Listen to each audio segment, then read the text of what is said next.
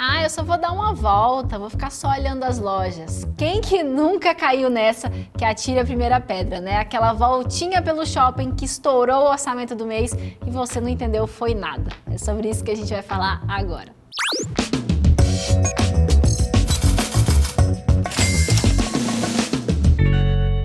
Quanto custa a saidinha do final de semana, né? Muita gente não dá valor, não presta atenção, acha que é pouco dinheiro, mas se somasse o valor total ia ver que dá alto, dá caro essas saidinhas. E aí, comenta aqui embaixo se você costuma sair no final de semana com os amigos, com a família, se você é uma pessoa mais equilibrada nessas saídas ou não, só depois que você vê o valor que deu.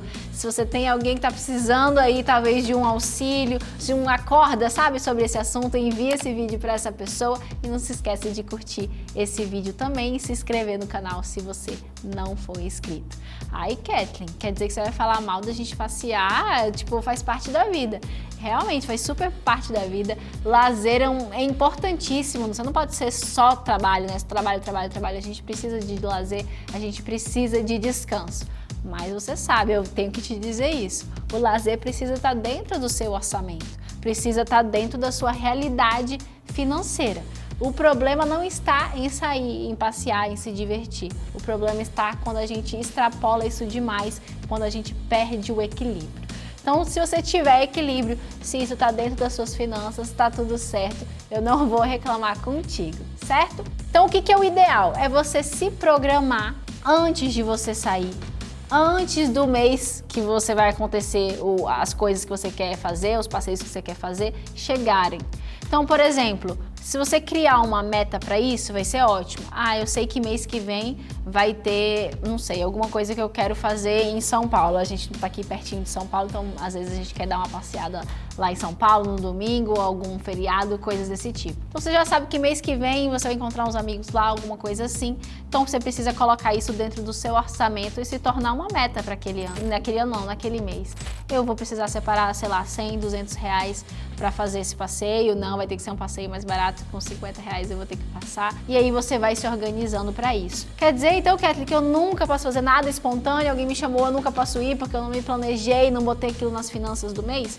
O ideal é que você saiba quanto que você tem para lazer dentro daquele mês. Ah, ok, você tem 100 reais, você tem 200 reais, você tem 500 reais, não importa. Se você foi na primeira saída do primeiro final de semana do mês, você já gastou 400, você sabe que você só tem mais 100. Se você gastou 50, você sabe que você tem mais dinheiro. Enfim, desde que você não extrapole o limite do mês, você pode sim fazer algo mais espontâneo. Mas se você sabe que você tem uma tendência a exagerar, a passar do ponto, o ideal é que você coloque um valor por saída e se atente para isso. Ai, mas aí vai ficar muito chato, que eu não vou conseguir me divertir. Ok, mas aí você se diverte e depois aí quando vir a fatura, você, né, desequilibrou tudo, já perdeu toda a alegria do passeio. Então uma hora ou outra a coisa vem, as consequências vêm. Então é melhor você se organizar antes do que sofrer as consequências depois. O combinado geralmente não sai caro, mesmo que o combinado seja com você mesmo, certo? Então, por exemplo,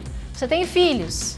Por que você não conversou com o seu filho antes de sair de casa sobre o que vocês vão fazer? Eu lembro perfeitamente quando eu era criança, o meu pai me dizendo assim, ó, a gente vai sair e cada um vai tomar um sorvete. A gente não vai comprar brinquedo, papai não pode fazer tal coisa, que ele já sabia que a gente ia querer. Por quê? Ele sempre me explicava, ele sempre dizia, porque papai precisa comprar cimento, comprar tijolo, ele estava sempre construindo assim, alguma coisa, estava sempre pensando no futuro. Então eu já cresci com essa consciência, eu não posso comprar tal coisa porque meu pai está construindo.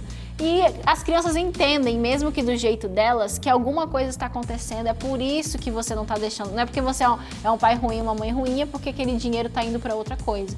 Nem que não seja para o futuro, mas ó, papai e mamãe, a gente precisa, você precisa ir para a escola, você precisa, né, a gente precisa ter aqui o café da manhã, o almoço todo dia, e é por isso que o papai não tem direito, não tem como comprar essa coisa que você quer. Você já vai construindo aquela consciência no seu filho e vai, por mim, dar super certo. Eles vão entendendo ao longo do tempo. Então defina um limite de gastos e fale para todo mundo da sua família o valor. É o pai, a mãe e 2 filhos que tem na sua casa. Fala, gente, aqui ó, nós temos 100 reais para esse passeio e nós todos só podemos gastar isso aqui, os 4. Então, ó, fulano, você vai ter R$10 para você fazer o que você quiser. Se você quiser um sorvete, uma pipoca, ou qualquer outra coisa, um brinquedinho lá. Fulano, aqui é R$20 para fazer tal coisa, não pode passar desse valor. Dessa forma, você ensina o valor do dinheiro aos seus filhos e eles aprendem a se controlar, a controlar os impulsos, certo? Assim, o combinado, como eu disse, não sai caro. Então, presta atenção. Quanto que vai custar essa saidinha? Você precisa ter uma noção geral. Ah, ok, eu tenho R$100 para gastar, mas desses R$100 você tem que lembrar que você vai comer fora? É café, é almoço, é janta, é lanche. Cada um desses tem um valor diferente. Vai ter sobremesa? Você vai pagar por passeios?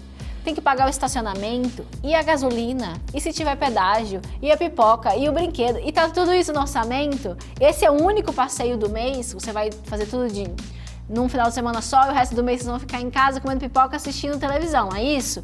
Então, sim, tem que estar tudo muito claro. Às vezes a gente não para pensar e só vai gastando, pensando assim, ah, não, eu só vou comer uma coisa ali. Quando você viu que você gastou de transporte e de alimentação e de uma coisinha ou outra que você achava que não...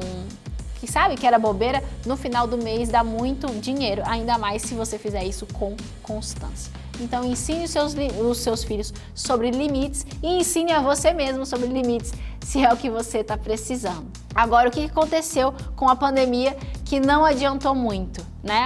Trocou 6 por meia dúzia, como a gente diz. Muita gente ficou mais caseira, a gente ficou bem mais dentro de casa por um bom tempo, e aí, como não podia sair, começaram dos aplicativos de comida e aí deu no mesmo.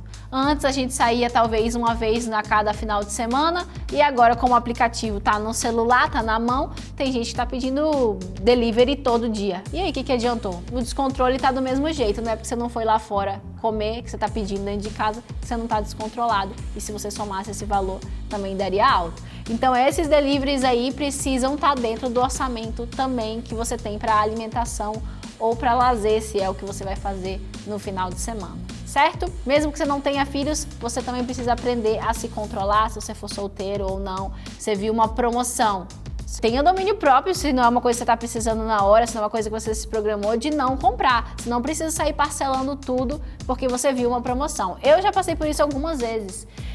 Eu vou para Santos, que é onde a minha avó mora, a minha avó por parte de mãe, e lá tem muitas promoções no centro de roupas. E eu lembro que quando eu era mais nova, eu não podia ver uma promoção, que eu ficava lá procurando alguma coisa para comprar. Eu nem estava precisando, mas era promoção, então eu precisava comprar. Sabe essas lógicas que depois de um tempo que eu parei para pensar, falei, nossa, não faz o menor sentido. A gente faz isso às vezes com comida, né? Também, promoção, leve 2, pague 1, não sei o quê. Aí você não dá conta nem de comer o inteiro, aí você vai e pede 2 só porque ia sair mais barato, mas nem ia se você pedisse só um. Sabe aquela confusão que a gente vai fazendo? Então, se controle. Nada melhor do que voltar de um passeio ou de uma viagem, né, qualquer lazer que você tenha tido, sabendo que você aproveitou bastante, não se endividou e tá todo mundo feliz. E quando a gente não tem esse controle, aí a coisa desanda. Inclusive, você sabia que tem na Bíblia um exemplo de uma saidinha de final de semana, que na verdade foi um pouco maior do que isso, e deu tudo errado? Exatamente. Vamos comigo lá em Lucas 15, que conta a história do filho pródigo. Em Lucas 15, 13, diz bem assim, passados não muitos dias, o filho mais moço, ajuntando tudo que era seu, partiu para uma terra distante e lá desperdiçou todos os seus bens, vivendo de forma desenfreada.